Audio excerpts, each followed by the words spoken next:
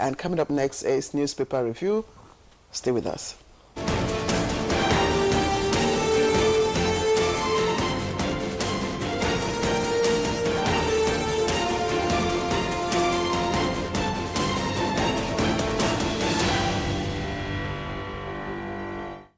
Right, newspaper review is set, and we do have Chukwudi Okoli Obaja in the studio, not in the building, right?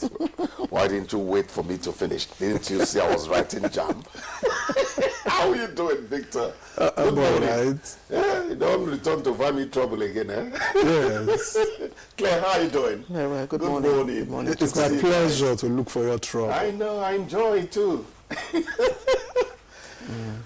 Okay, I think we have with me here the New Telegraph to begin with, and it leads with this headline: Census must hold this year, Senate tells FG, wants MPC's 2025 budget to target headcount, laments Nigeria still planning with 19-year-old figures.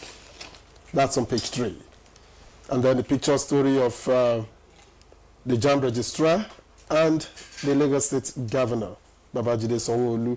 Below that picture, Trump begins first full day in office with deportations, climate rollbacks, sacks 4 top presidency officials, states sue to stop Trump's order blocking birthright citizenship. WHO asks U.S. to reconsider withdrawal of membership, recounts decades of life-saving partnership. And that story is on pages 4 and 5. And just beside it, Tinubu to Ogoni leaders will prioritize peace, justice. Meets with Fubara, Wike, others at Aso Rock. Urges them to work together. Consult properly in talks for Ogoni oil resumption.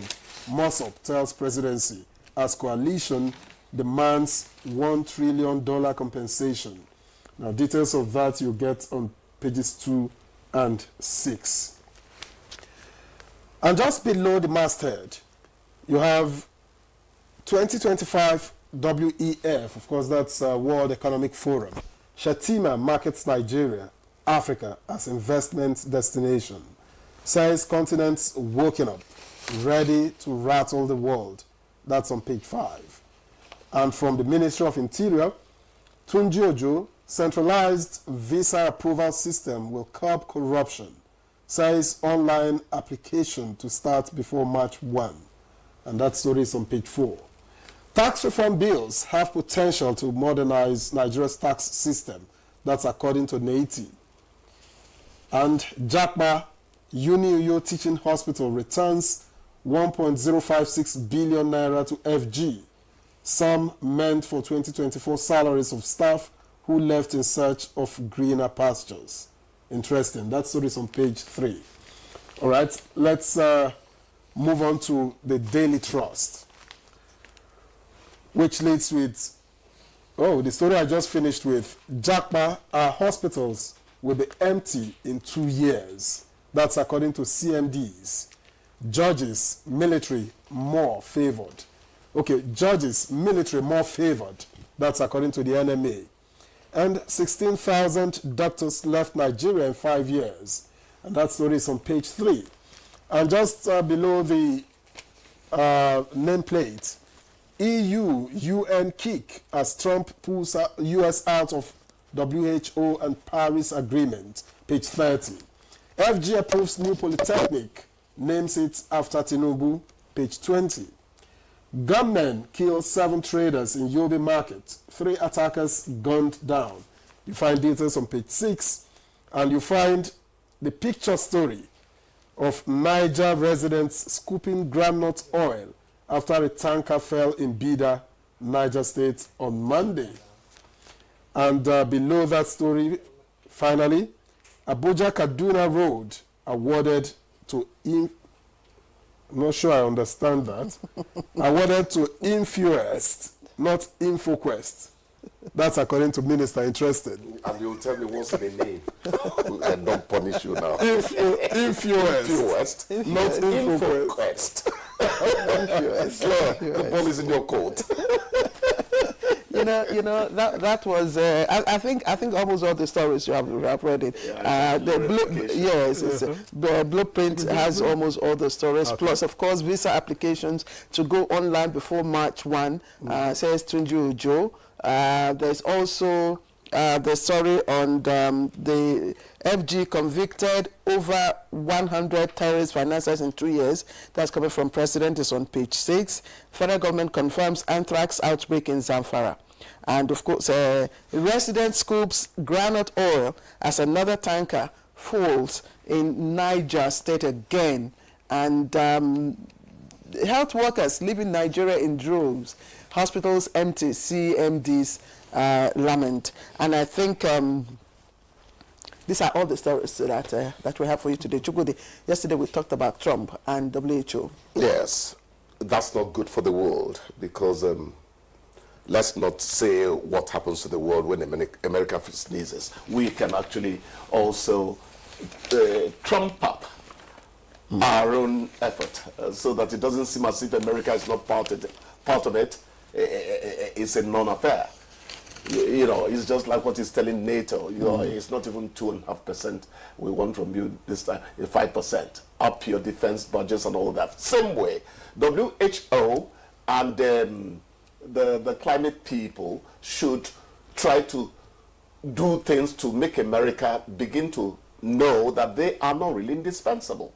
I'm not saying this to spite America, but you see, in life, in the newsroom, when I was actively in the newsroom, I never liked it when you gave us the impression that without Victor or Claire, news is not going to go. I'll tell you, no, you're not planning properly. That's why.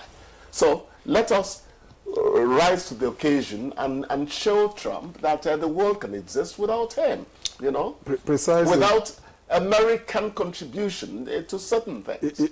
This was my point yesterday when we were having this conversation, yes. When you left.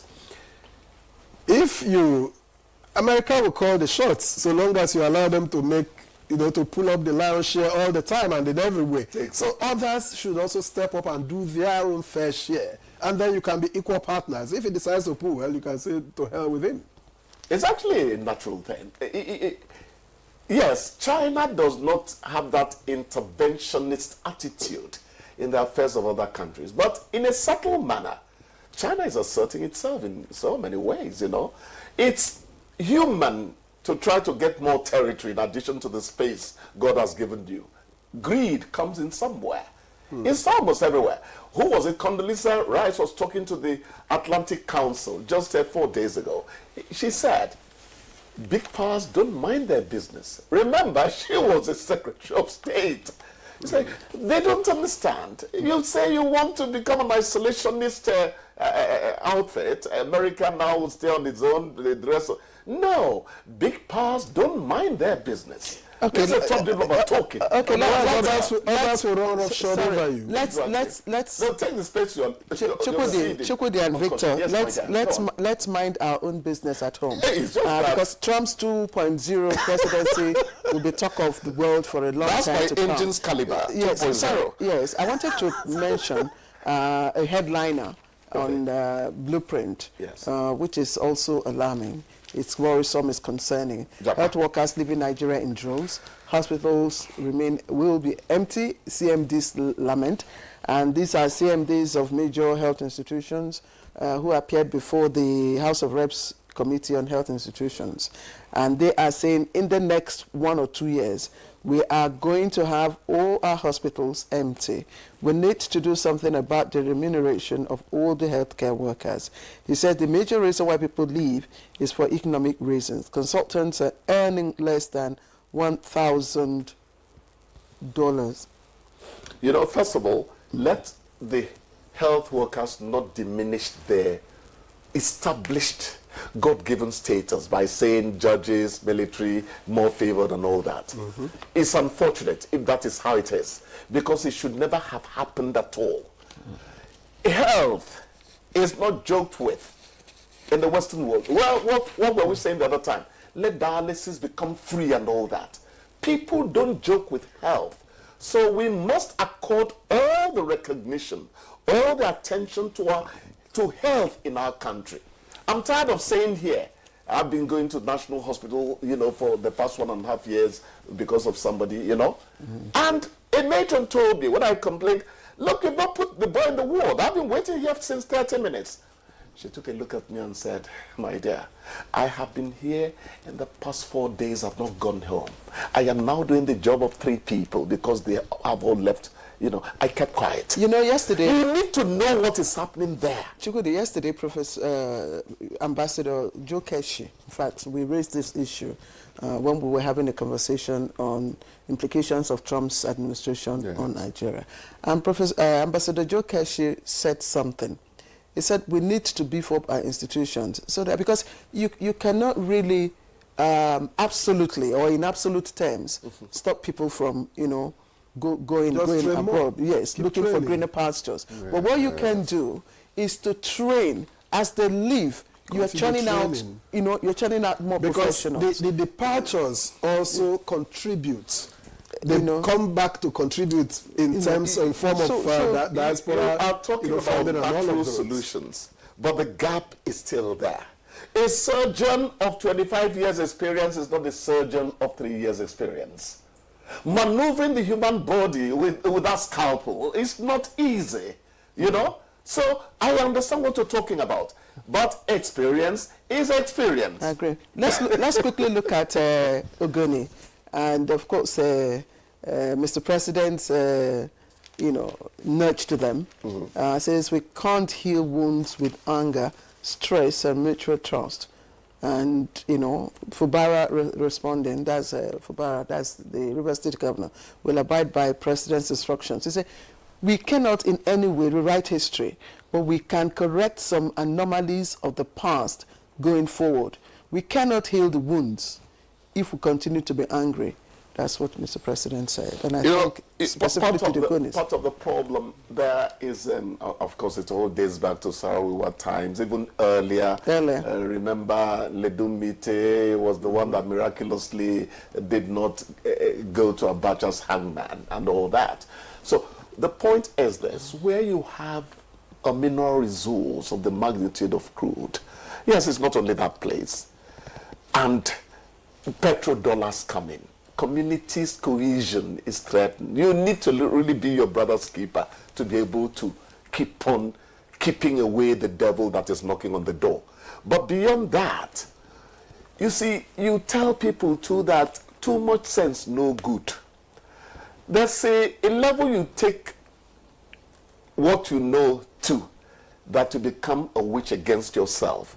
One of the signs of great wisdom is knowing when to appear foolish. It doesn't mean you're foolish, but you want the other man to have another day. So let Ogoni people, let Rivers people look inwards. It's just like the Fubara wicked. I've said here. It's not the court that is going to settle it. And if you look at ultimately, it's not. If you look at watch out what will happen. If you look at the front page, legal problem. If you look at the front page, if you look at the front page of Blueprint, the picture story there for us. If you can have that paper, you will see the River State Governor and the Minister of the FCT, all, on the front row, beside, left and right of Mr. President. Yes. And I do hope that this will be a platform, for further, efforts to resolve whatever lingering crisis, because it's part of, it also will impact on what may go on in Ogoni. What may go on. I wish I can be as hopeful as you. Politicians are not as emotional as we are. They went for a meeting and they had to stay where they stayed. No. The interests are the issues. The compassion. It is the interest that is the issue. It is our duty. It is our duty. To bring out these things, to keep talking to them in whichever way, whether they show emotion or not. It is the responsibility of the media to keep. We must first of all commend Mr. President for coming into it. Absolutely. Somebody was saying the other time, it's against the Constitution for the President to advise a governor, on what to do. Fine, for crying out loud, this is Africa. A big brother does not stand by and watch younger people tear themselves to pieces. So President Bola Ahmed Tinubu has to be commended for trying to, but Rivers people, more than anything else, need to talk to themselves. Do you know that Trump has invested billions of dollars into AI? You're talking about $500 billion in the next 5 years. It is mind-blowing. That is proactiveness. And that's how government should act. All right.